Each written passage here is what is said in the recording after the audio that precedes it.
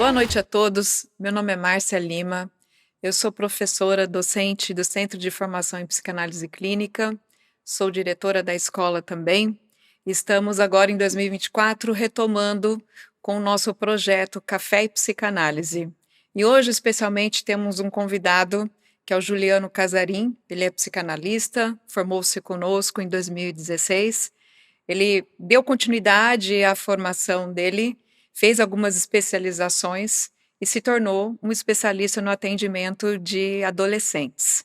E para abrir, então, 2024, a gente tem o tema Adolescência em Análise, né, Juliano? Então, eu gostaria que, por favor, você comentasse sobre como é esse trabalho, né? O que você vem fazendo nessa área tão frutífera e que demanda tanto, né? Dos pais, dos próprios adolescentes, enfim. Fala um pouquinho como tem sido essa experiência.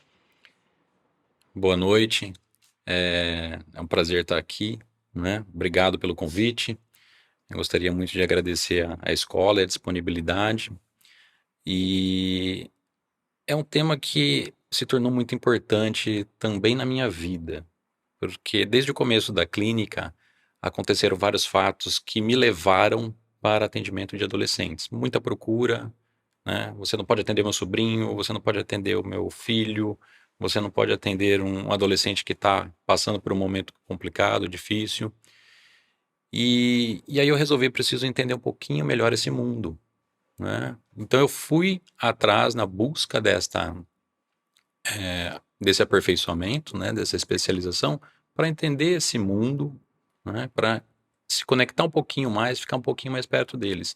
E a partir daí as coisas foram acontecendo naturalmente, né? Bacana. Alguns adolescentes vieram procurar na clínica, começamos o atendimento em clínica, e surgiu a oportunidade também de ir de encontro a um projeto dentro de um sistema educacional para atuar de uma forma discutativa dentro de escolas, e, e esse trabalho começou em 2022, e estamos firme e forte, crescendo nessa área e aprendendo bastante com eles. Fantástico, muito bacana. Juliano, eu vou contextualizar para todos que estão nos assistindo poderem entender como funciona a formação da personalidade, um pouco sobre como funciona a formação da personalidade e do caráter de um ser humano, de um indivíduo. Então, nós já estamos ambientados com o conceito de que todo ser humano, quando nasce, ele está inserido num contexto que a gente chama de uma onipotência primária.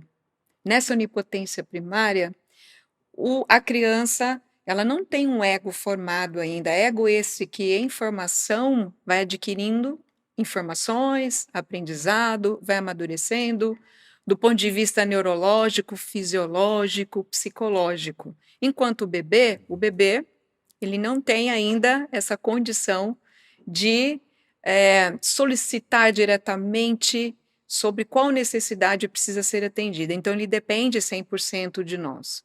Todo o carinho, toda a atenção, todo o cuidado, todo o manejo que é direcionado para saciar as necessidades de segurança física e psicológica da criança são providas pelos cuidadores, pelos pais. Então, ele é o centro de tudo da vida de uma família que deve, então, garantir a sua sobrevivência sob esses dois aspectos. A partir do momento em que a criança, aproximadamente um aninho de idade ou próximo disso, recebe o primeiro não na sua vida, aí começa um processo secundário de modelação. Porque a criança, ao ouvir um não, ela vai ter uma reação. E essa reação vai ser desagradável. Mas ela vai começar a entender que se ela fizer aquilo que os pais pedem, como solicitam, ela tem a provisão de segurança, ela tem a provisão de reconhecimento, de valorização. Então, a gente contextualiza falando da primeira fase, onipotência primária e onipotência secundária. Onipotência é poder. Onipotência também é conhecido como a fase do narcisismo. A fase em que a criança se sente poderosa, ela recebe tudo. A segunda, quem tem poder, quem tem autoridade? São os pais. Então a criança começa a introjetar, a se identificar e introjetar os modelos dos pais. Existe também, nesse processo, como uma continuidade na formação da personalidade da criança, o que a gente chama de fase oral. A fase oral, na personalidade, ela provê a criança de segurança física e psicológica. A criança, quando atendida, tendo atenção, tendo, como eu disse, o amparo, o aconchego dos pais, ela se sente provida desde que não falte em algum momento essa provisão, ela segue bem no seu desenvolvimento, na formação da sua personalidade. Existe a condição de a criança receber em excesso segurança, em excesso a atenção. E existe um momento em que, por alguma razão, ela deixa de receber essa atenção, tornando-se carente. É muito importante, até os 2 anos de idade, que a criança seja realmente 100%, se for possível, suprida dessa necessidade de segurança. Mas a gente sabe que, quando ela tem a segurança adequada, o carinho adequado, a atenção adequada, ela vai desenvolver-se normalmente. Se ela tem muito e perde, ela vai ter a falta. E se ela sofre maus tratos, ela tem o trauma. E esse trauma ou o excesso podem gerar uma forma de fixação nessas fases, gerando, por exemplo, dependência emocional, sentimento de rejeição, sentimento de desamparo, sentimento de não se sentir amada, de não se sentir aceita, valorizada no seu meio, no seu núcleo familiar. O que isso vai desencadear como consequência? Um estado deprimido, vai desencadear tristeza, que vai ficando lá guardadinho no psiquismo da criança. Caso contrário, se isso não acontecer, ela vai se desenvolvendo bem, a sua segurança psicológica e física estando garantidas, ela segue para uma segunda fase, que a gente conhece como fase anal.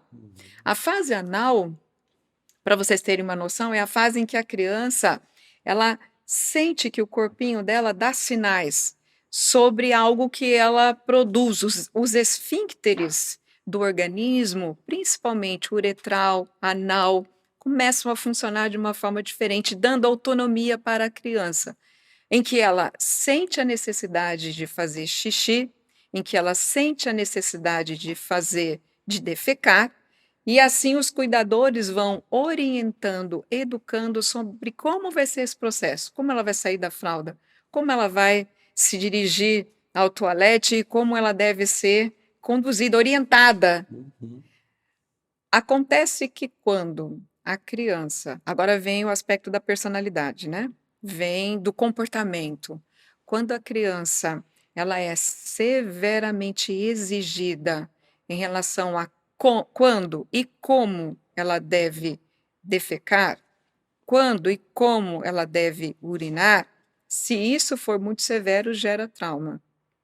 Ela pode, é fato que o expelir e o reter as fezes faz parte, tem um grau de agressividade no processo do expelir, do colocar para fora, no sentido psicológico, tudo que nos, de alguma forma, gera uma tensão em nós, naturalmente, instintivamente, gera necessidade de colocar aquilo para fora. Vejam que isso se inicia por um processo apoiado num processo biológico do corpo humano, que é defecar. Da mesma maneira, às vezes os pais, eles repreendem ou eles orientam sobre que agora não dá, tem que esperar um pouquinho. Se isso for muito severo da mesma maneira, vai gerar trauma na criança, porque ela se torna submissa e ela contém a sua agressividade, podendo reter mais do que o necessário, sentindo certa dor e prazer nessa dor de reter. Então, a gente tem na modelagem da fase anal uma personalidade que pode seguir normalmente se desenvolvendo de uma forma equilibrada, porque é uma criança que vai ser orientada de uma maneira, portanto, também adequada, porém, Se, dependendo da forma como os cuidadores se dirigem a ela pode ter na sua personalidade, se fixar ali num comportamento de submissão, como de agressividade. Passado a fase anal, aliás, eu vou fazer até um comentário antes. Na vida, em muitos momentos, nós seremos exigidos a ter um pouco mais de resiliência e de saber esperar. E quando a criança ela não sabe esperar, ela vai se tornar extremamente exigente, controladora, manipuladora e vai bater para poder obter aquilo que necessita. Não vai bater nos pais, mas vai bater nos cuidadores, em professores, por exemplo. Escolinha, não acontece isso? Às vezes até nos pais. Às vezes até nos pais. Como aquele submisso, tudo tá bom, não, agora não. E vai ficar extremamente, de uma forma patológica, obediente e não vai se colocar e não vai saber lidar com as suas frustrações, nem mesmo manifestá-las. Na sequência, você tem a fase fálica.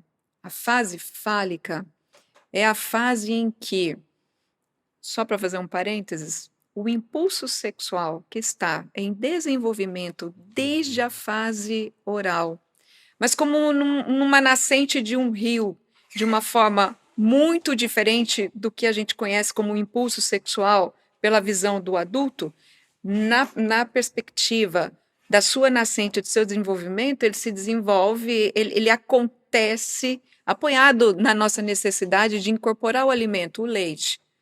E aí a primeira zona erógena que é inaugurada no ser humano é a pele como um todo, e depois a boca apoiado no carinho, na necessidade do amparo, na demanda, naquilo que a gente recebe de amparo e de carinho, de cuidados dos pais, e depois, e juntamente com isso, né, na alimentação que a gente incorpora. Só lá na fase genital, que eu vou explicar daqui a pouco, é que o desenvolvimento dos hormônios sexuais, eles ganham uma outra característica.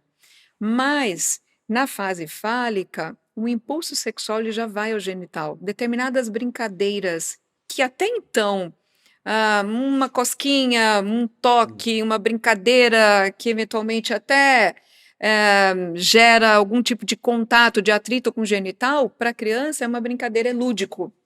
Mas a partir da fase fálica, não, porque já tem excitação genital, sem que, é claro, a criança tenha qualquer noção do ponto de vista psicológico do que isso signifique. Para a personalidade, o que vai se observar? Fase oral até os 2 aninhos de idade, fase anal começa entre 2 anos e meio e 3 anos, fase fálica, não são, na cronologia, na linha do tempo, não são fases que a gente fecha de uma forma muito, né, rígida na questão da idade. Mas a fase fálica, a partir dos 3 anos e meio, 4 anos, ela acontece, e na personalidade a criança demanda muita valorização, a criança precisa do reconhecimento, a criança precisa da aceitação social, e ela vai buscar isso no seu meio. Se ela tem excesso, ela vai se fixar nisso. Se falta, se ela nunca teve, ela também vai ter a fixação, e eu diria pelo trauma, por não ter tido essa atenção, essa valorização tão significativa e importante para essa fase do desenvolvimento psicológico dela. A fase fálica, então, devidamente conceituada, entramos no período de latência. Latência é um período, não fase, veja, fase oral, fase anal, fase fálica. Desenvolvimento, por isso que a gente fala de fase. Mas o período de latência dos 4 aninhos e meio até os 10, 11 anos de idade é um período importantíssimo para a estruturação psíquica de um indivíduo. É o período em que a criança ela vai socializar, em que ela vai brincar, em que esse impulso sexual ele é refreado. Isso é um instinto nosso, ele acontece naturalmente, biologicamente. Então, a criança, nessa socialização, ela interage com outras crianças. É um momento, é um período muito propício para os pais passarem valores fortemente, ensinarem, exemplificarem, explicarem as coisas para as crianças, ensinarem elas a respeitar limites, saber como respeitar limites, saber como se colocar, aceitar o diferente, não é? Porque elas estão ali vivendo naquele núcleo familiar, tudo funciona daquela maneira, certo? Agora elas estão num período de muita socialização. Então é importantíssimo o desenvolvimento da empatia, dos valores, da compreensão e do respeito. Muito importante o acompanhamento dos pais aí. Porque vem na sequência aí, entra a fase genital, puberdade. Até então eu era uma criança com corpinho de criança, vivia na dependência, vai viver ainda por um bom tempo, mas a dependência psicológica total dos pais, segurança que a família, que o núcleo familiar provê, e entra a fase genital em que meu corpo muda, e muda de uma forma estratosférica, né? É uma coisa muito forte que faz com que a criança se veja muito diferente. É um corpo que está chegando que eu não sei como que ele é. Os hormônios, então, sexuais, eles se acentuam nesse corpo. E o indivíduo, ele vai ter sensações no seu corpo que darão uma resposta de origem sexual. Só que a minha cabeça ainda não está psicologicamente preparada para receber isso. Vai acontecer tudo uma vez, porque aí você tem a fase genital e você tem o processo da adolescência. É uma explosão hormonal, é uma explosão psicológica também, no sentido de que, tá, enquanto eu vivia, tinha total segurança nos meus pais, recebendo reconhecimento, valorização, vinha no desenvolvimento, a minha personalidade sendo matriciada por todos esses aspectos que foram comentados. Ok, entrei na adolescência, eu descubro que é necessário que eu comece a pensar em que profissão que um dia eu vou querer desenvolver, vou querer me especializar. E eu sou uma adolescente de 12, 13 anos, 14 anos de idade, mas que estou no processo do meu desenvolvimento educacional que vai chegar daqui a pouco, onde vai chegar daqui a pouco o vestibular, vai chegar a faculdade. Então, eu sei que eu começo a ter receber muitos estímulos da família sobre que, olha, você precisa se tornar um profissional em alguma coisa. Olha, você, ao se tornar um profissional, você vai poder garantir a sua própria sobrevivência, porque eu não vou durar para sempre. Eu, pai e mãe, nós não estaremos aqui para sempre. Eu também descubro que, nossa, eu me deparo com a realidade de que eles podem falecer, eles vão morrer antes de mim, provavelmente, pela ordem natural das coisas, é assim, né? Que geralmente acontece.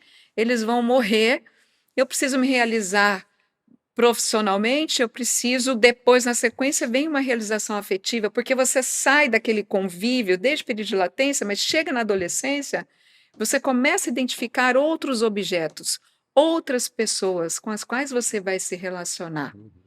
Então, essa explosão toda desencadeia uma constelação de coisas, né? Eu diria. E hoje em dia,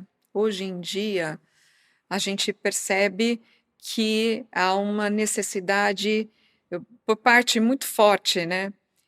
Eu diria da sociedade como um todo, eu diria vem pelo sistema familiar essa necessidade, vem através do sistema educacional sobre como lidar com a adolescência. E aqui começa o nosso podcast, Adolescência em Análise, que aí eu te pergunto, qual é, Juliano, o perfil do adolescente contemporâneo? Acho que é muito interessante essa contextualização toda e vamos tentar entender um pouquinho desse adolescente, né? Quem que é esse indivíduo? E percebe que não dá para a gente fugir muito da característica de criança. Eles vão se misturar, adolescente, criança, até vamos entrar um pouco na fase adulta também. São fases que acontecem no desenvolvimento natural de qualquer sujeito, né? E é interessante então a gente entender a definição do que é adolescente, o que é esse indivíduo, né? Onde que ele está situado. E aí é interessante a gente pegar aqui a definição, Por exemplo, a Organização Mundial da Saúde, ela vai definir esse período da adolescência entre os 10 e 19 anos, né? Que é uma fase de desenvolvimento caracterizada por uma série de mudanças físicas, mentais, né, que vão acontecer na vida desse indivíduo. Já o Estatuto da Criança e Adolescente, ele vai colocar um período para a adolescência de 12 a 18 anos, né? Se estendendo aí em alguns casos, excepcionalmente, até os 21 anos de idade. Percebe que aí já tem uma questão mais jurídica dentro dessa Verdade. nomenclatura. E essas fases são repletas de mudanças, repleta de conhecimento de mundo, reconhecimento de novos relacionamentos, sejam relacionamentos sociais, relacionamentos com o próprio corpo, relacionamentos com pares, né? Então, é interessante a gente observar o que acontece nesse período. E eu trouxe aqui uma definição que é bem interessante da gente, eu vou até ler, para a gente debater um pouquinho sobre isso. Porque eu escuto muito as pessoas falarem assim, mas o adolescente é complicado, o adolescente de hoje está muito diferente, o adolescente de hoje é um problema, ele é revoltado, ele é agressivo, é muito diferente da minha época. E aí eu pergunto, será? Né? Então eu vou ler a definição aqui. Tá. Os jovens de hoje gostam do luxo, são mal comportados, desprezam a autoridade. Não têm respeito pelos mais velhos e passam o tempo a falar em vez de trabalhar. Não se levantam quando um adulto chega. Contradizem os pais. Apresentam-se em sociedade com enfeites estranhos e tiranizam os seus mestres. Parece uma definição bem atual, né, do que a gente encontra na sociedade. Mas o interessante é que essa definição aqui foi escrita por Sócrates em 470 a 339 a.C. Olha aí. E quando a gente lê sem olhar a referência ou sem olhar o autor, a gente acha que é muito atual. Então será que o adolescente mudou tanto assim nesse período? E esse é um questionamento a se fazer. Talvez não seja o adolescente ou a fase que mudou. Talvez a contextualização do período em que a gente está vivendo, ou o ambiente que cerca esses indivíduos, é que tenha mudado. E aí a gente precisa entender essa relação de que as pessoas, elas trazem consigo a mesma bagagem que sempre trouxeram. Os sentimentos, eles são os mesmos, são muito parecidos. Mas o ambiente que eles estão inseridos mudou, e mudando essa relação com os sentimentos, ele vai se expressar de maneira diferente. Né? Entendi. Então, essa transição da infância e adolescência, ela passou a ser muito acelerada. E a gente percebe isso quando a gente olha a curva da vida, em que o período infantil, ele foi achatado. Né? Achatado por uma série de coisas que acontecem no nosso atual momento de vida. Por exemplo, uma criança, quando ela nasce, ela já é coberta de várias expectativas. Né? Onde essa criança vai estudar, o que ela vai ser quando ela crescer, o que eu espero para esse meu filho, eu preciso dar o melhor para ele. E o que é esse melhor? Né? Será que o melhor é o que realmente ele precisa? Né? Então, quando a gente pensa no adolescente, dentro da psicanálise principalmente, a psicanálise é muito questionadora. Né? A psicanálise procura confrontar sempre o que está acontecendo e fazer com que as pessoas pensem de maneira diferente. Desde Freud lá, ele era muito contestado, porque realmente ele tinha um olhar diferente, né? E questionador. E as pessoas não querem serem questionadas, elas querem algo pronto. E talvez nessa sociedade que a gente está, o pronto está muito em ênfase. Só que o pronto talvez não funcione para todo mundo. Né? Então eu quero colocar todos na mesma caixa, só que e se essa caixa não cabe em mim?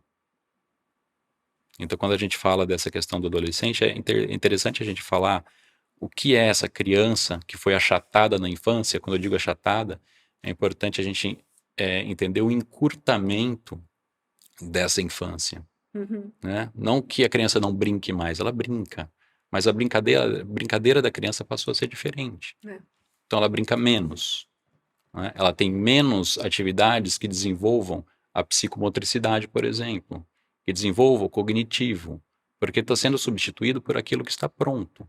Uhum. E quando a gente fala sobre o que está pronto, é interessante que na relação onde a avó contava a historinha ou a mãe lia a historinha para a criança, se eu tenho um barco que vai em direção a uma ilha, a criança imagina esse barco, imagina, é um barco à vela, é um barco a motor, como está o mar, como está o céu, como está essa ilha, como que é a chegada nessa ilha. Mas quando eu transfiro isso para um tablet, por exemplo, tudo isso já vem pronto. É. Então, a perda desse cognitivo, dessa fantasia de poder criar, né, é muito perigosa, no sentido em que a gente deixou essa fase infantil que a criança se desenvolva naturalmente, porque a gente já passou a entregar pronto. E é isso que vem acontecendo hoje na sociedade. Outra coisa que eu escuto muito é o que essa criança vai ser quando ela crescer. O que você vai ser quando você crescer? O que você quer ser quando você crescer? Isso é algo muito complicado da gente dizer, porque eu estou dizendo que aquele sujeito ele não é ninguém agora. Ele vai ser quando ele crescer, mas agora quem é ele? E ele tem uma personalidade, ele tem um Uhum. comportamento, então ele já é alguém, Ele tem desejos, tem ele tem uma desejos. visão da realidade dentro daquilo que compete ao psiquismo dele, da realidade onde ele está inserido, não Da tem, realidade onde Juliano? ele está inserido, exato. E é muito interessante porque, na maioria das vezes, o adulto ele não faz isso de forma pensada, é muito inconsciente, né? Então, assim, eu quero dar o melhor para a minha criança, eu quero dar o melhor para o meu filho, para o meu neto, para quem está ali. Só que aí a gente passa a mimar, né? E esse mimar a criança, se a gente pudesse definir, talvez seja fazer para a criança aquilo que ela consegue fazer sozinha, né? Então, isso é tirar a autonomia daquele sujeito. Aí você diz que é o excesso de provisão que É o se dá e o excesso excesso de coisas, é que a isso? gente toma à frente. eh, Olha só que interessante, num exemplo que acontece frequentemente de uma queixa. Uhum. Ah, eu coloco ou não coloco meu filho na escola? É verdade. Coloca ou não coloca? Filhinho de 2 anos, 1 ano e meio para 2 anos. Eu pergunto, e aí, o que você quer fazer? Por que você colocaria e por que você não colocaria? Uhum. Ah, eu não colocaria porque ele vai ficar doentinho, porque ele vai ter contato com outras crianças, ele vai pegar gripe, porque ele vai ser mordido, porque podem bater nele na escola, porque. E por que colocaria? Ah, porque ele vai se desenvolver, porque ele vai aprender um monte de coisa, vai se relacionar. Ah, tá, então qual é a decisão que você quer? Ah, eu quero o melhor para o meu filho. Faço tudo por ele. Eu falo, aí que tá o X da questão. Se você faz tudo por ele, o que é que ele precisa fazer? E aí a gente entra na questão dos limites, Uhum. né? Que se você faz tudo para ele, ótimo. O que ele não precisa desenvolver nada, ele não vai ter limites, ele já recebe pronto. Então é interessante quando a resposta dessas mães vem depois que, eu coloquei meu filho na escola, nossa, ele está se desenvolvendo muito bem, já aprendeu um monte de coisa. A professora fala lá que ele abre a lancheirinha, coloca o lanchinho no guardanapo, come sozinho. Mas em casa, Juliana, ele não come sozinho. Tá, quem dá comida na boca dele na sua casa? A minha mãe. Então por isso, enquanto tiver alguém fazendo por ele não vai fazer. Que é o desenvolvimento natural da criança. Uhum. E talvez a gente queira adaptar essas crianças no padrão de adulto, né? Para que ele seja um adulto funcional na sociedade, para que ele seja alguém preparado para ter sucesso. E aí a gente esquece que as crianças, elas têm o comportamento natural delas, Uhum. né? Então quando eu falo, o meu filho não para quieto. Será que é uma patologia ou será que é um comportamento natural dele? Porque ele precisa levantar, porque ele precisa se movimentar. Ele não fica 2 horas sentado escutando uma palestra. Nós adultos, sim. Nós já desenvolvemos esse comportamento ao longo da nossa vida. E nós aprendemos a lidar com essas frustrações, com essas dificuldades. O adolescente ainda não. A criança ainda não. Ele está aprendendo. Mas a gente exige dele que ele seja como um adulto. Né? Outro desejo seria a expectativa, né? Será que o desejo é da criança ou será que o desejo é de quem convive com ele? Eu quero que meu filho seja médico. Mas será que seu filho quer ser médico? Será que seu filho quer ser um engenheiro? Né? E para a criança isso é algo muito forte, no sentido de que o desejo dela é agradar aqueles que ela ama. Então ela vai tomar para si esse desejo. Entendi. Né? De ser aquilo que os meus pais querem que eu seja. Porque eu amo eles. E isso acontece no início com os pais, mas mais para frente na adolescência a gente vai verificar essa mesma identificação para os grupos. Então eu vou começar a me inserir em determinados grupos, por quê? Porque eu amo estar junto com eles. E aí para isso eu me sujeito a algumas condições que talvez não seja o que eu quero, mas é o que o grupo está me exigindo. Aí eu te pergunto, Juliano, é assim, quando a gente chega nessa fase da adolescência, nesse momento da nossa vida, é natural que o indivíduo apresente inseguranças, sentimentos de inferioridade, às vezes muita insegurança, porque é uma coisa muito nova. É natural que que possa apresentar sentimento de rejeição. Claro que se houve trauma, isso já ganha um tônus muito mais patológico. Se, faltou a provisão de segurança e conhecimento, característica de cada uma dessas fases, também vai gerar algum tipo de fixação e uma demanda que a posteriori vai se manifestar.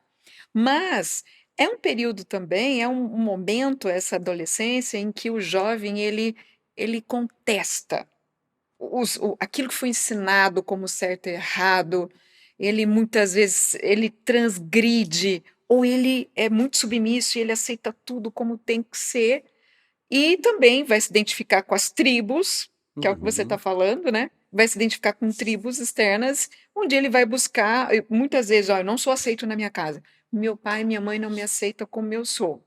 Mas a gente não sabe se tem um campo transferencial de comunicação sobre qual é a visão dos pais, né? Se eles sabem quem é aquele filho que está ali dentro, a essência que está ali dentro daquele corpo de uma adolescente. E tampouco se o filho sente a abertura dos pais em relação a isso. E eu sei que tem muitos pais que são muito abertos, que têm uma relação de muita proximidade, de muita conversa com os adolescentes. Mas eles tendem a buscar nessas tribos essa aceitação, essa valorização que muitas vezes eles julgam, não quer dizer que não tenham, não ter em casa. Não é isso? Isso. Eu vou falar uma siglazinha aqui, que normalmente quando eu falo sobre essa questão do adolescente, eu uso muito ACA, né? ACA. Que é uma sigla que eu costumo mentalizar da seguinte forma: atenção, carinho e amor. A gente já volta nela, tá? Mas contextualizando essa confusão mental que se passa aí no adolescente, é importante a gente atender o ambiente que a gente está vivendo agora. Quando eu mencionei lá o encurtamento dessa fase infantil da criança, que a criança brinca de forma diferente, então esse brincar dela prejudicou o desenvolvimento cognitivo, né? A gente tem uma faixa, por consequência, da adolescência que se estendeu. Verdade. Então a criança foi achatada, porque ela brinca menos e ela é exigida como um adulto para atender aos padrões sociais.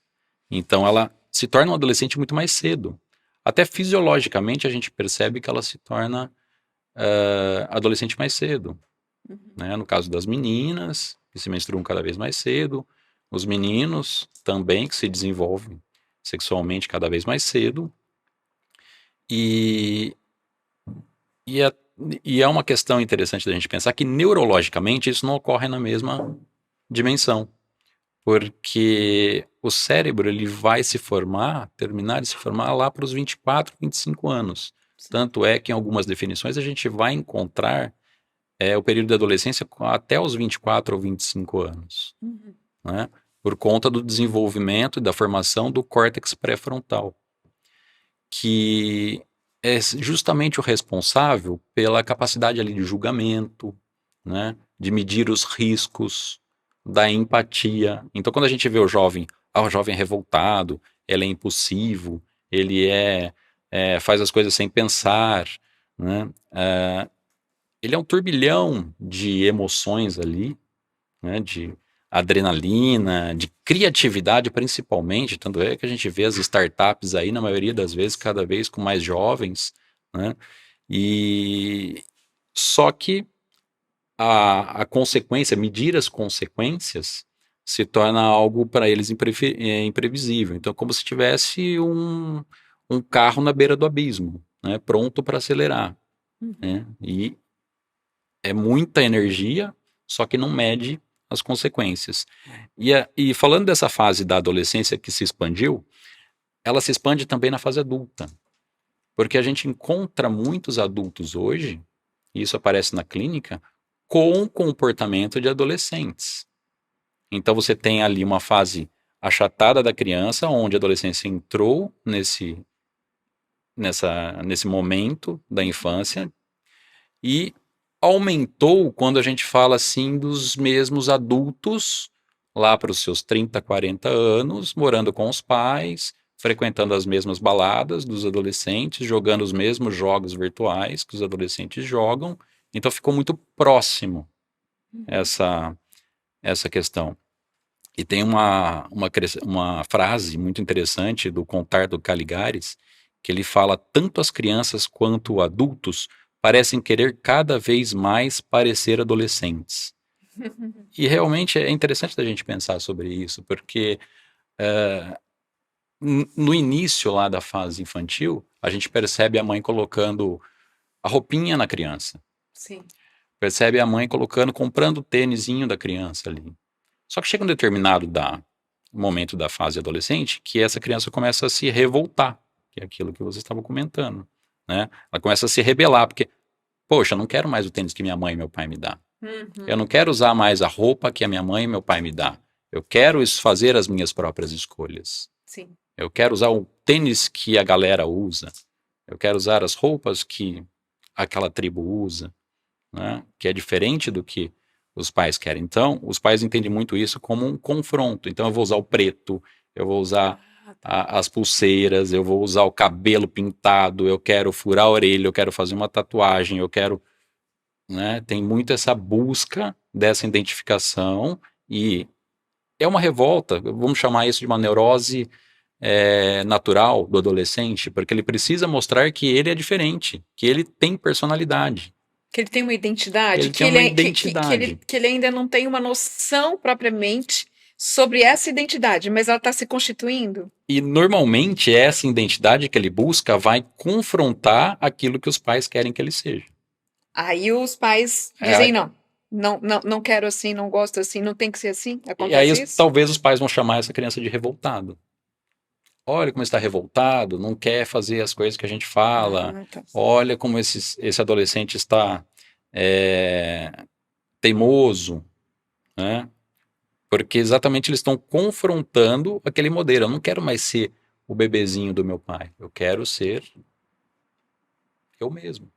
E aí acontece, pergunto para você, acontece por essa via, por orientação dos pais, de eles quererem, desejarem que os seus filhos façam tratamento psicoterapêutico? É crescente o número de adolescentes que são encaminhados para a clínica psicanalítica para atendimento, seja por eles mesmos, que manifestam essa necessidade e comunicam aos seus pais, ou pelos próprios pais, como eu estava dizendo, ou por uma outra via, outras especialidades, até médicas. Como é isso no seu dia a dia, na sua prática? Sim, acontece e tem acontecido com cada vez mais frequência. Hum, É, vamos pensar só numa questão que a gente falou aqui sobre o encurtamento da fase da da infância e infância. aumento dessa fase do adolescente. No segundo momento, a gente pode pensar essa sociedade como uma sociedade de ascensão dos objetos de consumo, né? Tá. Que a gente tem tudo muito pronto, tudo muito disponível. Então, aquilo que eu fazia manualmente, eu não preciso fazer mais, Uhum. né? A liçãozinha lá que eu fazia no caderno, né, de treinamento psicomotor, não preciso fazer mais, porque o computador já entrega pronto, o tablet já entrega pronto. Então, esse desenvolvimento ficou muito afetado. E essa ascensão dos objetos de consumo vem muito na direção daquilo que é interesse econômico. Consumir, consumir, consumir. Tá. Né? Que é marcada por essa sedução de multiplicação de objetos, que a gente não tem mais poucas escolhas, a gente tem a escolha que a gente quiser. Né? Eu consigo comprar aquilo que eu quiser e, e além disso eu tenho possibilidade de personalizar às vezes o objeto que eu quero para ser exclusivo, mas isso custa, Uhum. né? Mas para a indústria do consumo isso é sensacional, É. né? Só que o problema psicológico disso ainda vai se agravar um pouco mais quando a gente vai pensar que essa busca incessante desses objetos é algo que não para, porque eu quero sempre mais, eu quero sempre mais, eu quero sempre mais, vai de encontro também àquilo que a gente está percebendo como um novo tipo de objeto, que não é mais algo concreto, né, mas é algo virtual. Porque hoje você tem o jogo, mas você compra pacotes. Então, se eu não tiver o melhor pacote, eu não sou ninguém dentro do jogo. É verdade. Né? E se eu não crescer comprando os outros estágios, eu não avanço. Então eu quero sempre mais, sempre mais, sempre mais. E esse consumo, ele não tem fim. Então, é interessante a gente pegar esse gancho aí, quando você fala da psicopatologia, é que é um pouquinho diferente da, do pensamento freudiano lá, que trazia uma neurose calcada na culpa, Uhum. né? Da rigidez, É, da eu sou rigidez. cobrado, então eu tenho que cumprir determinados padrões sociais. Mas nessa dinâmica de velocidade, né, dos adultos e das crianças, em que o mundo está muito acelerado e que eu preciso consumir, consumir, consumir, consumir sempre mais. Então não basta eu só jogar o jogo, eu quero jogar de manhã, à tarde, à noite, de madrugada, mas eu não quero só jogar o jogo de manhã, à tarde, à noite, de madrugada, eu quero jogar esse jogo online porque eu quero que todo mundo veja o que eu estou jogando. E ao mesmo tempo eu participo de grupos. E aí eu tenho que comprar as novas fases. Então é um consumo que não tem fim. E isso vai gerando não a culpa, mas uma angústia. Perdão. Pode Né? continuar. Então a troca dessa realização do objeto vai trazer, né, aí na questão da psicopatologia, não mais uma culpa, mas uma Tá. angústia, por quê? Porque eu quero consumir, eu quero mais, só que esse mais é inatingível, porque sempre vai ter algo maior. E aí eu passo a ser uma pessoa desorientada, desbussolada, né? Porque eu não tenho mais um modelo a seguir, Tá. porque isso não tem fim. Então, a gente vai perceber cada vez mais os jovens que não se adaptam às relações, né? Porque não dá mais para eu estabelecer um namoro, porque eu quero ficar, ficar, ficar, ficar, ficar, ficar. Uhum. E aí eu não paro em relacionamento nenhum. Eu entro num trabalho e não fico em trabalho nenhum, porque nada tá bom o suficiente, porque você nunca vai ter esse bom o suficiente, né? Então é como se fosse um sintoma mudo, né? Tá. Na relação, porque esse objeto que a gente está falando, esse objeto ele não fala, ele é mudo, né? Só que ele vai trazer uma sequela, né, para esse sujeito, de que vai deixar ele desorientado e neurótico. Não sei o que eu faço, não sei o que eu quero, não sei como é que eu vou direcionar a minha vida, né? Uhum. E num mundo cada vez mais exigente, que precisa, né, dessa dinâmica para que você consuma cada vez mais, só que isso vai trazendo essa obrigação de que a pessoa tem que se satisfazer satisfazer, mas ela não sabe com o quê.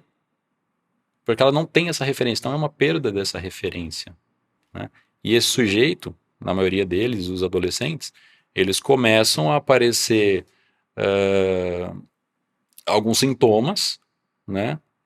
Essas pânico, ansiedade, dificuldade de se manter quieto, né? A hiperatividade. A gente vai entrar com aquela demanda daquela sopa de letrinhas, né? Os diagnósticos de TDAH, TOG, TOD, TAG, TOC, né? Que não sei se são diagnósticos ou se são nomes para um sintoma, né? E isso preocupa, né? Preocupa, e ao mesmo tempo que preocupa, traz um ganho secundário, principalmente no ambiente educacional e no ambiente de relacionamento familiar. Porque, meu filho, ele tem TDAH, então ele precisa de um cuidado especial. Ele precisa ter um acesso diferente. Ele precisa de uma prova mais fácil. Ele precisa sentar lá na frente. Ele precisa... Então, traz uma série de vantagens que proporciona esse ganho secundário. Então, às vezes o indivíduo toma para si esse rótulo e não quer mais largar, né? Porque ele tem o ganho através disso. Ele tem mais atenção da Tem mais família, ele tem atenção mais consideração, pergunto, né? Ele tem mais carinho, ele tem mais aceitação da escola também. da escola também. Porque eu imagino, você fala assim, né, desse consumismo todo. Eu imagino, tem um aspecto do externo, né, daquilo que vem para ele, e tem aquilo que eventualmente falta nele. E tudo que falta vai gerar compensatoriamente a necessidade de ser incorporado, integrado, porque eu estou faltante de muitas coisas. Aí eu te pergunto, é caminho também essa compensação para a dependência química?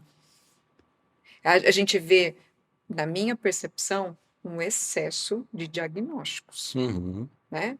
Para um enquadramento, muitas vezes até medicamentoso, para que se obtenha o comportamento ideal, a resposta ideal de um adolescente, o que eu acho muito danoso na minha percepção.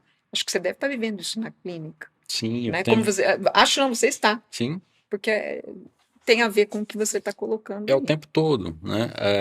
Porque o que acontece, às vezes o sujeito chega com um pré-diagnóstico dizendo assim, eu sou TDAH. E eu pergunto para ele, mas por quê? E ele me diz assim, é porque eu faço várias coisas ao mesmo tempo. Eu falo, que bom, O né? adolescente. O adolescente. Eu falo, que bom, porque se você faz muitas coisas ao mesmo tempo e dá conta de tudo isso, será que isso é um problema? Né? O quanto isso realmente está te prejudicando? Porque nós temos pessoas TDAH ótimas, excelentes, que se comportam muito bem dentro da sociedade e se desenvolvem muito bem nas suas relações. Então, não sei até que ponto essa é algo patológico ou são nomes que a gente dá para um determinado comportamento ou algum sintoma que esse indivíduo está apresentando. E é interessante pegar esse gancho de que hoje tudo me parece que é feito através de laudos.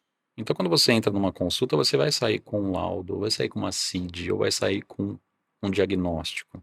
E muito provavelmente com uma receita, né? E aí a gente tem alguns paradoxos, né? Porque você pega muito desses adolescentes que tomam remédios que são estimulantes e à noite tomam um remédio para dormir, Nossa, já está né? assim? Então, você tem as duas coisas. E aí, o que a gente está fazendo neurologicamente com esses sujeitos? Numa idade, né, muito precoce. Um cérebro em desenvolvimento. Exato. E, e ninguém. E talvez ele não tenha um espaço para ser ouvido nessa demanda, para ser escutado nessa demanda. E é onde a clínica abre essa porta, né? Vem aqui, vamos te escutar, né? Me conta o que está acontecendo com você. Me conta quem é você. Se coloca aqui como o sujeito principal e Uhum. não como o sujeito problema. E não como o Uhum. sujeito que precisa ser diagnosticado porque ele não se enquadra em determinadas caixinhas que querem colocá-lo, né? Uhum. Claro que a gente tem aí uma divisão dentro dessa neurose natural, né? Que é o indivíduo adolescente procurando a identificação. Uhum. Num segundo momento, a gente vai ter um desdobramento para as atitudes perigosas. Porque se ele não mede as consequências por essa questão neurológica, que ainda está em desenvolvimento, e ele quer tudo, quer ter acesso a tudo a satisfazer e não tem um modelo de referência, ele se submete a comportamentos perigosos. E aí a gente vai numa busca de um objeto que não existe mais, porque o objeto ele não é algo concreto, Uhum. mas então eu quero todos os objetos, e querer todos os objetos significa a falta da falta, né? Que é aquilo quando você falou vazio interno, então eu quero satisfação onde? Em algum objeto. Mas se esse objeto que eu quero não é um único objeto, eles são todos os objetos. É impossível de eu consumir todos os objetos. E é aquela questão que a gente vai falar lá da angústia. Então é um sujeito angustiado porque ele quer tudo. E ao mesmo tempo, querer tudo não tem uma referência de modelo. Não sei o que eu quero. Não sei se é o meu objeto, se é o objeto dos meus pais, se é o objeto que a sociedade quer que eu persiga. E aí esse sujeito se torna Entendi. desorientado. Não sei o que eu faço, não sei o que eu quero, não sei. Tem medo de tudo. Na sua percepção, quais são as maiores, ou qual seria a maior dificuldade na relação, Juliano, entre, pelo que, pela sua prática clínica, tá? Na relação entre adolescentes e pais, pais e adolescentes, porque a gente percebe essa angústia também dos pais sobre o que que eu faço, como que eu acesso esse adolescente, esse meu filho, como que eu faço para ajudar? Parece que existe uma obstrução. Uhum. E aí, o terapeuta acaba sendo assim, nossa, o canal que vai possibilitar uma descoberta do qual a mágica, o que que tem que ser feito. Eu estou exagerando ou é mais ou menos por aí? Acho que vem bem de encontro essa expectativa, né? Qual a expectativa dos pais? Eu quero o melhor para o meu filho. Mas se eu não estou conseguindo realizar em casa, eu quero mandar para algum lugar que realize, Certo. né? Então, que realize o quê? O desejo dos pais? Pode ser. Então, isso vai desembocar lá na escola? Pode ser. Eu preciso colocar meu filho na melhor escola que prepara ele para ter sucesso na vida, Tá. né? Na clínica, eu não estou conseguindo lidar, eu não sei como lidar, eu preciso de um profissional especialista para lidar com meu filho. E aí, encaminho para a clínica, porque na clínica ele vai resolver o problema de comportamento do meu filho. Na clínica, esse profissional vai desenvolver aquilo que eu não estou conseguindo fazer em casa porque esse adolescente se tornou um problema. Entendi. Só que a clínica não faz isso, né? A clínica vai dar vazão aqui, a reconhecer aquele sujeito como ele é, Uhum. né? Nós não somos o psicanalista, a psicanálise não vai tratar o sujeito moldado para algum lugar, mas ele vai tratar o sujeito, escutar esse sujeito como ele é, aquilo que ele pode entregar com aquilo que ele tem, né? E então é uma coisa interessante isso de querer cobrar ou transferir essa responsabilidade para outras instâncias, né? Uhum. Para a escola fazer o molde do meu desejo para que aquele adolescente seja quem eu quero que ele seja, para clínica de terapia, ele vai fazer terapia porque ele vai sair daqui melhor. O que é esse ser melhor, né? É o desejo que os pais criaram como expectativa desse sujeito? E se ele não puder entregar? Isso eu quero que ele seja engenheiro, mas ele é um tremendo de um artista, um pintor, um escultor, né? Ele não vai seguir esse caminho, vai ter dificuldade, né? Até ele se encontrar. Então, eu imagino que, em relação aos pais, você atendendo um adolescente, um menor de idade, inclusive, Na sua atuação para com os pais, que acontece em separado, eu imagino que você tem um grande papel psicopedagógico, né, Sim, de, olha, a realidade, pela sua perspectiva, claro que sempre reservando, preservando a ética que você tem com o seu paciente, e a realidade do que eles criaram na mente deles, né. Como que você, conduz isso, Juliano? o principal é a gente respeitar sempre o sujeito como ele é, né? E aí a gente vai voltar naquela questão de como que a gente vai escutar esse adolescente, né? E aí a gente tem um papel fundamental porque eu faço um trabalho dentro de escolas, que, que é um projeto que a gente desenvolveu a partir do momento em que eu conhecia muitos professores, né? E nessas conversas com esses professores a gente percebeu que é uma demanda muito grande de, de questões que iam para dentro da escola. Porque esse adolescente ele passa a maior parte do tempo na escola, né? Então, muita coisa vai para dentro desse ambiente escola. Que coisas? Emocionais, né? Pânico, crise de ansiedade, choro, né? Crises de choro, vômitos e outras situações que a escola não tem como lidar com isso. Imagina um professor dentro de uma sala com 40 alunos e cada um querendo ali fazer, falar sobre os seus assuntos particulares, que aconteceu lá em casa, porque a família se desestruturou, faleceu alguém querido, o pai se separou da mãe, briga com o irmão, com o namorado, tem uma série de coisas que acabam indo para dentro da escola e prejudicando esse desenvolvimento. E não tem espaço para esse adolescente ser escutado, né? Na clínica, esse processo já é diferente, porque a gente consegue escutar esse adolescente dentro da clínica e fazer um trabalho com ele de uma psicoterapia. Mas a escola, como lugar de vida, né? Não um lugar da vida, mas um lugar de vida, né? Que é um ambiente ali em que acontece muito contato e relacionamento, a gente pensou em fazer um ambiente de escuta, desenvolver um ambiente de escuta dentro da escola. Então a gente montou um projeto piloto, esse dentro de uma escola privada aqui em Campinas, né? Eu vou até citar aqui o Colégio Rafael de Santo, né? Na unidade do Jardim Garcia. E a gente começou esse trabalho em 2022 lá, que a gente fez uma sala, né, de escuta, que eu costumo brincar com eles lá, que a gente chama esse projeto de EPA, né? Que é o EEPA. EPA. Ah, eu tô sentindo alguma coisa que eu não sei o que é. EPA. Estou passando por um momento difícil da minha vida. Epa, estou com um sentimento desagradável. Epa, aí você lembra que existe aqui um lugar onde você pode ser escutado, né? Especializado para isso, né? E você lembra do Juliano, lembra desse lugar e traz essa demanda que você está sentindo. Que é espaço. É o espaço de escuta preventiva e de apoio. Epa. É o EPA. A gente coloca o apelidinho que é muito mais Muito fácil do que legal. esse nome muito comprido. Epa. Gostei. E facilita muito para eles nessa conexão. Então a gente tem resultados assim extraordinários de escutar e é algo que a gente precisa talvez olhar com mais atenção, que não somos nós que temos que ensinar para esses adolescentes. Nós temos que aprender com esses adolescentes, né? E como que a gente aprende com esse adolescente? Escutando. E escutando esse adolescente e entendendo que realidade é essa que ele está passando.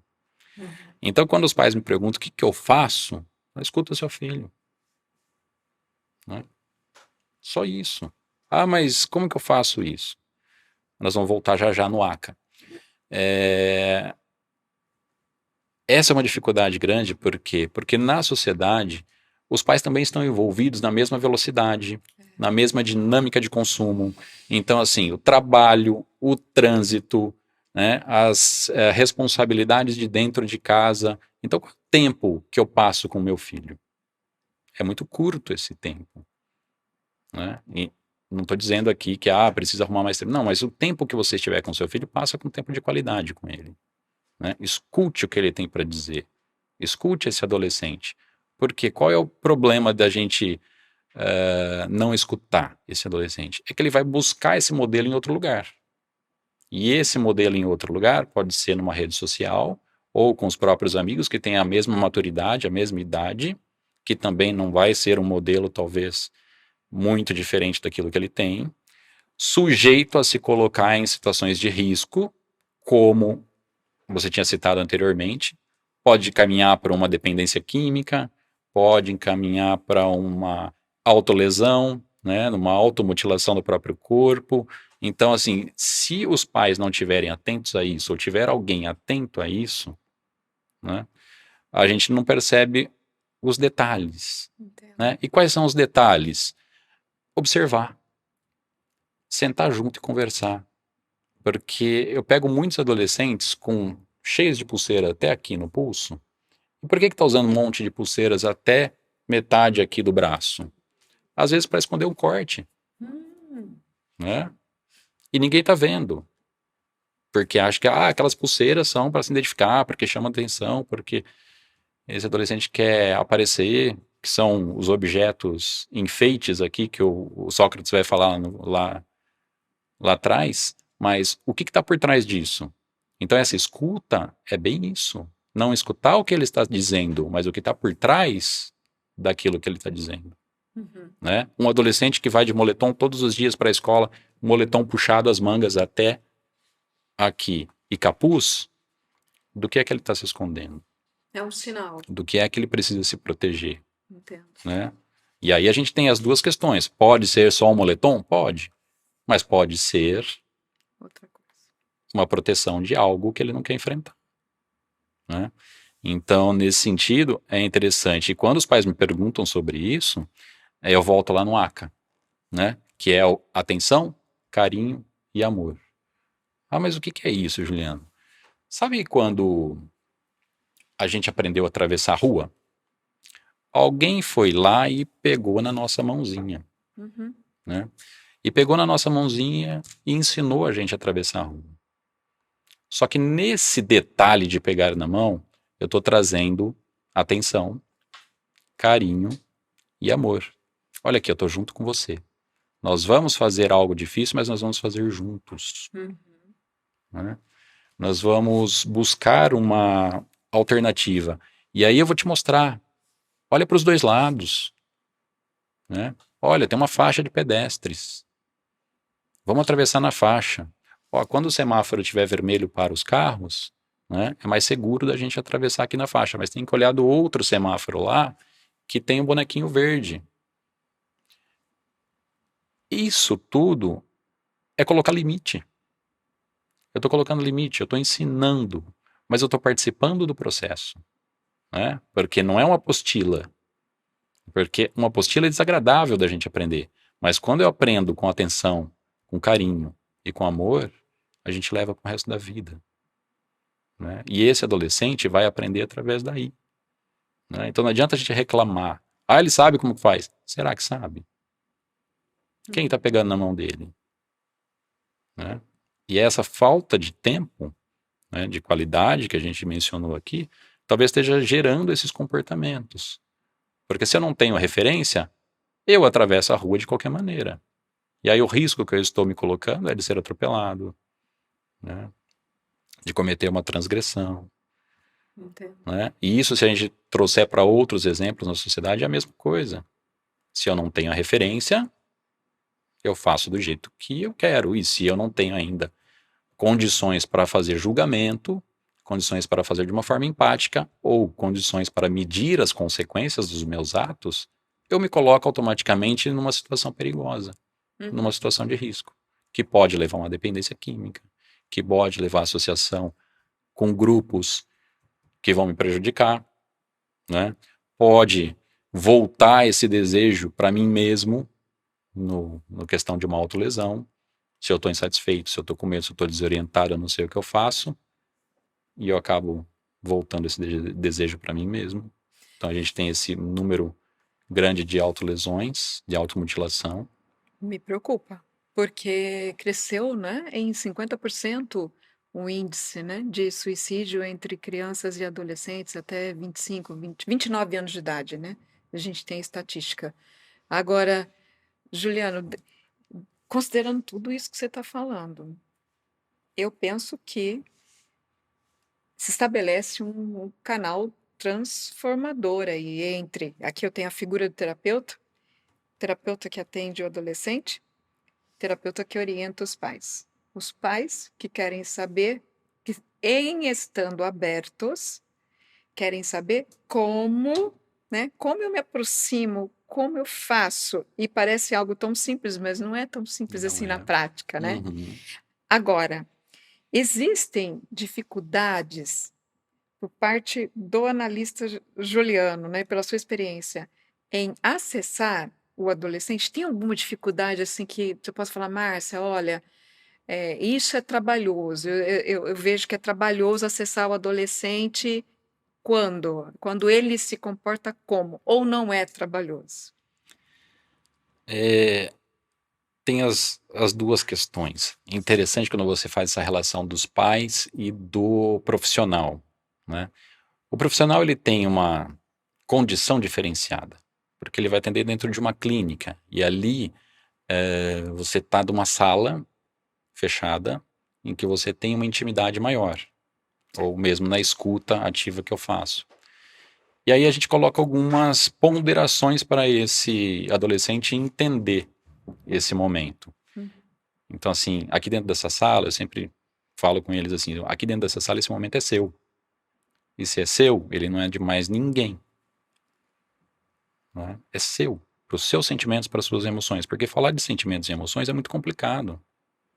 Né? E a gente não abre isso para outras pessoas por medo, talvez, da gente ser julgado. Uhum. E a gente sente as mesmas emoções, a gente dá os mesmos nomes para emoções e intensidades diferentes. Então a minha tristeza vai ser diferente da sua. E a sua tristeza vai ser diferente da minha. Uhum. O que é muito para você pode não ser muito para mim. Mas o que é muito para mim pode não ser nada para você. Isso não significa que a gente não esteja sentindo. Né? E quando a gente coloca dessa forma, eles começam a entender um pouquinho esse mundo. Então eu digo para eles assim: o que for dito aqui, fica aqui. Não diz respeito ao seu pai, não diz respeito à sua mãe, não diz respeito aos seus colegas. Então gera um grau de confiança. Né? E esse entendimento vai fazer com que ele consiga manifestar alguns sentimentos que ele não fala para ninguém. Uhum. Então a gente coloca ali que o papel ali do analista, ele é neutro, livre de julgamentos, porque eu não vou julgar se está certo, se está errado, né? Mas a gente vai entender aquilo que está acontecendo juntos. Né? A gente vai refletir sobre aqueles sentimentos juntos. O que está causando esse sentimento? Uhum. Né? E não dizer o que ele vai ou não fazer. Esse não é o papel do analista. Né? O analista ele vai fazer uma escuta e fazer com que aquele indivíduo inicie o processo de se auto-entender.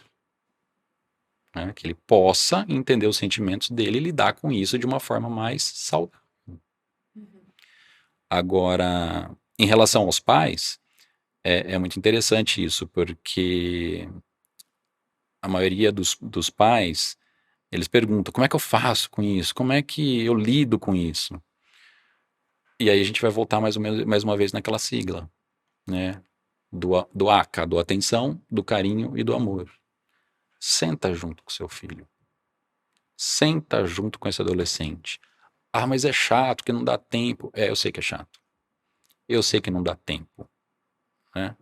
Mas se a gente não fizer, ele vai buscar outro lugar para fazer. Outro lugar para ser escutado. Então eu tenho que sentar e pegar o fone de ouvido que ele está ouvindo a música e ouvir no outro fone a música que ele escuta. Porque eu não sei o que ele está ouvindo. E talvez em algum momento eu possa questionar. Nossa, que letra é essa? O que está sendo falado aqui? Né? Nossa, é esse tipo de atitude que você gostaria de ter com seus colegas ou que seus colegas tivessem com você? Então, começar a questionar. Né? Fazer junto. O acesso ao jogo violento. Como é que eu sei que o jogo é violento se eu não jogo com ele? Senta para jogar. Pega o controle, vamos jogar junto. E aí eu posso começar de uma forma atenciosa, com carinho, com amor, dizer para ele, nossa, não acha isso muito violento? Você não Uhum. acha que isso aqui gera um comportamento agressivo? Você não acha que isso aqui te deixa mais agitado? Fazendo ele pensar, Fazendo ele não pensar. censurando de uma forma. Exato, porque tudo aquilo que a gente coloca de forma imposta, a gente não quer receber, né? Aprender por imposição, a gente até aprende, mas não é nada gostoso. Agora, quando eu aprendo através de atenção, carinho e amor, aquilo fixa para a vida toda. Porque você se sente acolhido, você se sente Porque o aceito, você se sentimento é sente agradável. importante, você se sente considerado, pertencente, E você aí tem seu lugar. é a identificação do sujeito. Entendi. Eu estou admitindo que ele seja aquilo que ele quer ser. Sabe o que que me parece às vezes, Juliano, quando você coloca, a prática do ACA, em algumas situações eu percebo, assim, que os pais ficam inseguros no sentido de como se eu fosse perder a autoridade. Então você vê, eu estou perdendo a autoridade? Não, eu não estou perdendo a autoridade de pai e de mãe. Exatamente. Tampouco, eu não preciso ir para o extremo do autoritarismo, que é o que você está falando, não vai gerar uma resposta madura, não vai Uhum. gerar Mas eu ensinamento, estou não vai colocando limites ensinar. de outras formas, Entendo. de uma forma mais sutil, respeitando a personalidade daquele indivíduo, daquele sujeito. Perfeito. Então, quando muitos pais me falam assim, Juliana, meu filho começou a acessar pornografia, acessa com ele. Acessa com ele. Mas eu não tenho que proibir? Tá, proíbe. Mas vai funcionar? Porque se ele não acessar em casa, ele vai acessar no colega, ele vai acessar em outro terminal, eles vão dar um jeito para isso. Então ele vai ter acesso a essa informação. Não seria mais interessante que ele acesse junto com você, que pode orientar? Olha isso aqui que a gente está vendo. Nossa, isso aqui será que é real? Será que não é real? Isso aqui é uma montagem, isso aqui não é uma montagem. Olha, se você clicar aqui, isso aqui pode ter um vírus, isso aqui pode ter um site que está capturando alguma informação sua. Então, assim, essas ponderações, esses limites, vou colocar até onde você quer ver isso aqui. O que é isso aqui que você está vendo? Nossa, olha cada tipo de relação que a gente está assistindo aqui. Uhum. Será que isso realmente é real? É Será que sensível a questão da é sexualidade, sensível? né, Juliano? E inclusive, você percebe que muitas vezes os pais, eles têm dificuldade de Sim. falar sobre isto. Porque muitas vezes a pessoa tem lá as suas questões internas, né, Sim, seus paradoxos, sua maior ou menor rigidez em relação ao assunto, mas é importante. é importantíssimo. Quanto a gente menos fala, menos a gente aprende. Né? Então, assim, aí eu vou levar essas dúvidas para onde? Né? Outro dia eu fiz uma conversa com eles dentro de uma sala de aula, tinham 40, e aí eu perguntei assim, vamos imaginar uma cena aqui? Nós, 40 pessoas aqui. Imagine que todos nós somos iguais. Exatamente iguais. Tudo. Cor do cabelo, cor dos olhos, cor da pele, vestimenta. Até em pensamentos. Uhum. Pensamos da mesma forma, igualzinho. Sentimos a mesma coisa. O que vocês acham que ia acontecer? Juliana, ia ser um marasmo, ia ser uma coisa chata. Pois é, não ia acontecer nada. Se todos nós fôssemos iguais, não ia acontecer exatamente nada. Se eu fosse fazer um movimento aqui para cutucar você, você já ia saber, porque você pensa da mesma forma que eu. Então realmente seria chato, não ia acontecer nada. Então qual que é o sentido disso? É que a gente aprende na diferença, Uhum. né? A gente cresce, a gente evolui na diferença e não na igualdade. Então, entender e aceitar os diferentes talvez seja a grande sacada. Só que para isso eu preciso escutar o diferente e respeitar as diferenças. Então, aquele negócio de, todo mundo tem que ser igual. Será? Ou será que todo mundo ser igual, eu estou tentando estabelecer um padrão? Uhum. E nem todo mundo cabe dentro desse padrão. Então, a diversidade vai mais por esse caminho de eu respeitar aquilo que o outro é. Né? Respeitar esse sujeito como é. E como que eu faço isso? Participando da vida dele. Uhum.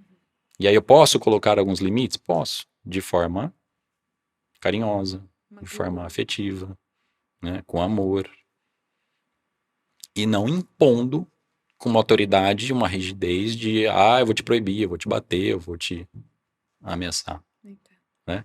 Isso não quer dizer que a gente vai deixar de ser firmes, né? Como educadores, como pais, temos que continuar sendo firmes e colocar disciplina? Sim, mas essa disciplina pode vir de uma forma diferente. Eu brinco muito às vezes com alguns educadores ou professores de que não somos nós que temos que ensiná-los, talvez nós temos que aprender com eles, né? Porque hoje a linguagem é diferente. Quando eu vou falar com adolescente, eu mudo a linguagem, né? Porque senão a mensagem não chega. Então eu preciso que essa mensagem chegue para eles do jeito que eles sabem receber. E não da forma como eu aprendi ou como eu estudei, porque talvez eu tenha estudado numa escola que está defasada há 30 anos. E eu trazer isso para a realidade deles, eles não vão receber essa mensagem dessa mesma forma. Então eu tenho que moldar uma linguagem que seja acessível à realidade É. deles. E como é que eu faço para entender o que é acessível para eles? Ouvindo eles, escutando a demanda deles. Uhum. Entendi. Eu penso que ficou claro a questão dessa relação e mesmo como é para você na clínica. Agora, caminhando para a finalização, eu tenho que comentar com todos vocês uma história que eu gostaria que você contasse de uma experiência clínica e foi algo assim que me marcou quando você compartilhou comigo e foi motivo até da minha entrou, compôs a minha fala no fechamento na formatura de uma turma, no meu discurso, eu inseri esse exemplo, tecendo alguns comentários associados ao processo da nova fase da vida daqueles alunos no exercício da profissão de psicanalista. Então, eu gostaria que você compartilhasse conosco, Juliano, uma experiência, esta experiência com uma adolescente, e já devo falar, né, que foi pedido a ela autorização, inclusive, Sim. né, eu pedi através de você autorização para que eu preservei dados, com certeza, mas para Uhum. que eu pudesse contar essa história e Sim, que me tocou muito e assim multipliquei e passei para frente. Você pode compartilhar conosco? claro. E é uma história que realmente mexe comigo também, então eu posso até me emocionar. Toda vez que eu conto essa história, eu volto a me emocionar.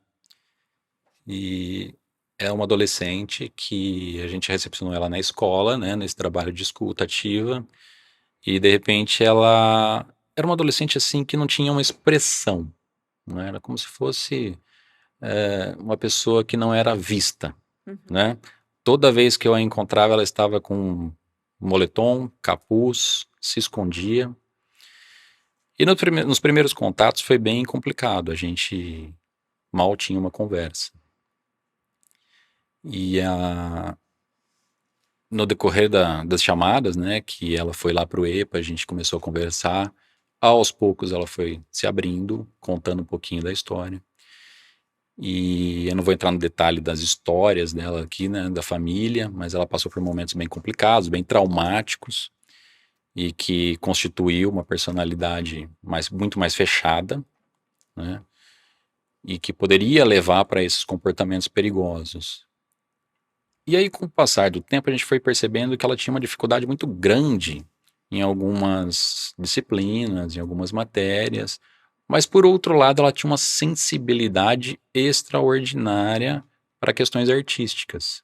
Desenhava muito bem, fazia muitos trabalhos de desenho, desenhos de todas as maneiras, né? Com tinta, com desenho a lápis, desenho a caneta, desenho com outros materiais também. E um dia eu perguntei para ela se ela já havia mostrado esses desenhos para alguém, e ela me disse não. Eu tenho lá, mas eu não mostro para ninguém, nem para os meus pais. E aí eu fiquei pensando sobre aquilo e disse para ela: "Poxa, você não gostaria de trazer alguns para que eu pudesse ver, porque eu gosto muito do seu trabalho", né?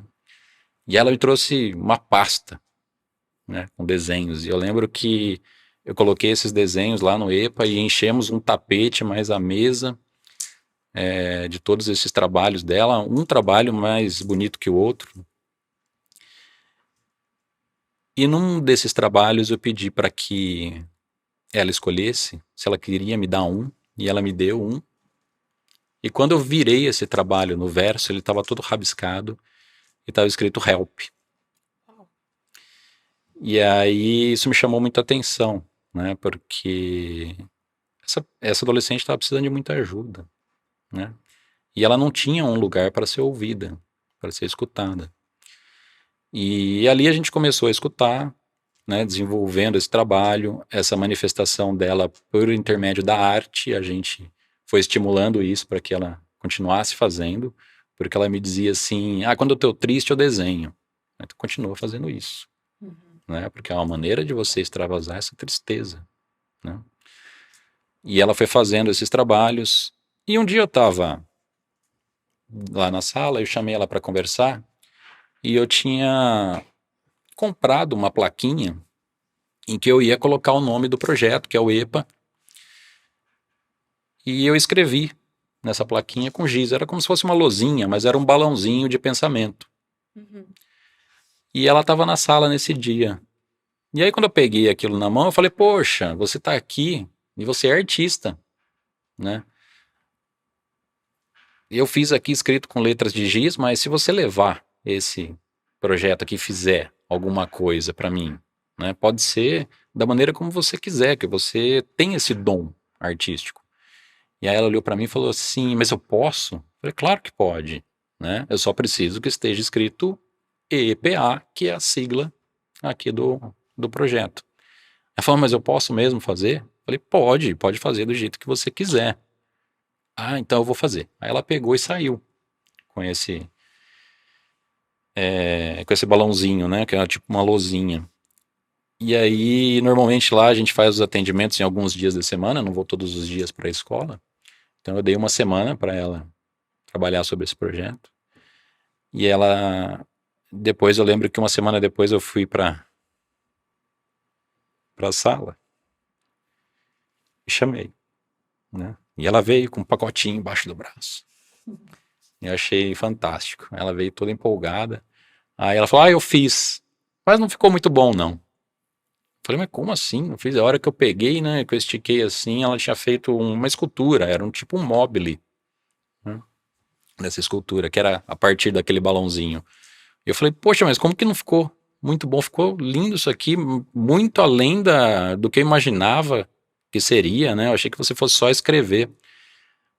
E era aquele balãozinho, estava escrito EPA dentro do balãozinho, com umas letras todas entrelaçadas com barbante vermelho, todas enroladinhas com barbantinho vermelho. E aquele balãozinho estava ligado com uma mangueirinha num coração. Ela tinha feito um coração em 3D, que você via todo o coração, assim, né? Os átrios, os ventrílocos. Esse coração estava todo envolto num arame farpado, né?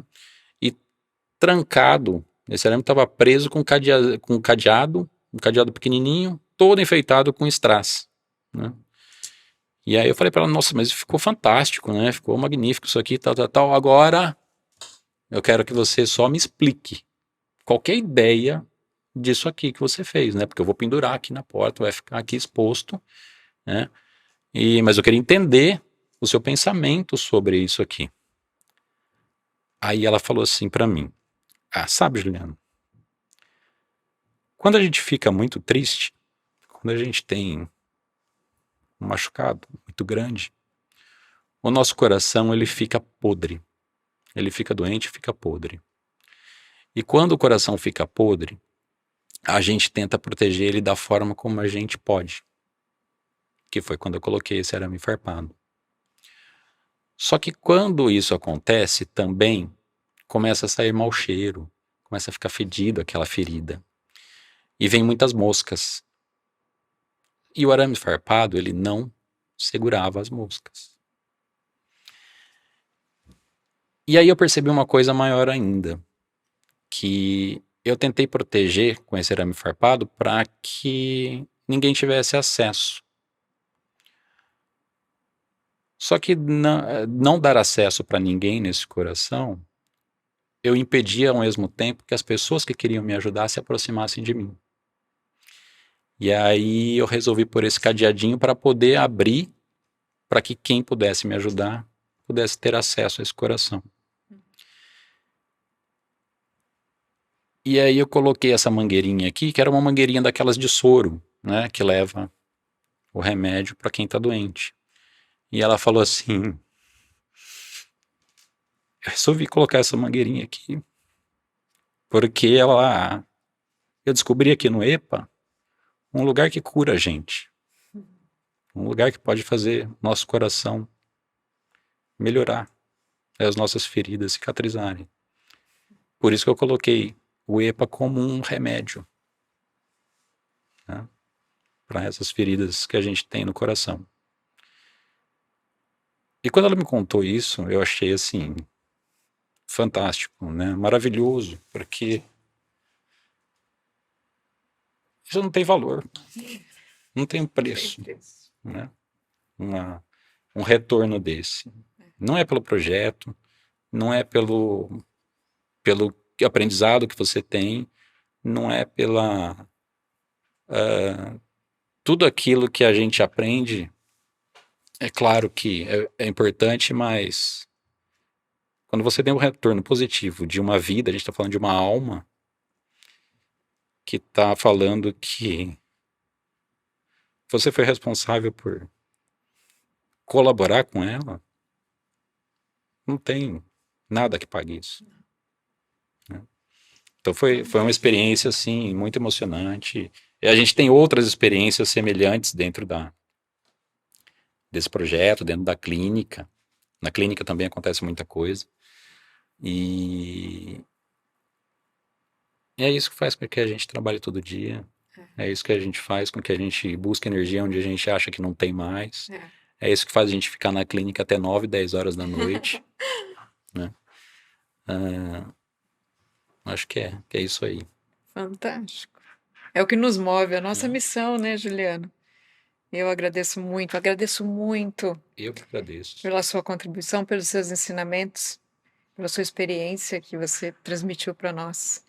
Eu vou fechando esse podcast aqui, muito emocionante, né? Com uma finalização incrível, dizendo para vocês que nós estamos na escola formando a turma 53, a partir agora de junho.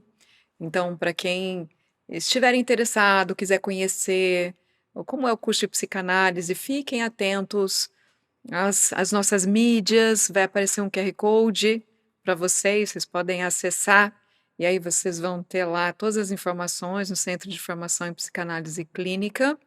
E aguardem, porque mês que vem tem outro, tem mais. Esse ano nós vamos ter vários podcasts com o objetivo de trazer informações, ensinamentos, uma perspectiva da psicanálise atuando em diversos campos do relacionamento humano e também assim a gente vai semeando, né? Plantando a nossa sementinha socialmente, porque a gente deve fazer isso, a gente deve levar informação, a gente deve levar aprendizado. E nos sigam nas redes. Muito obrigada e até a próxima.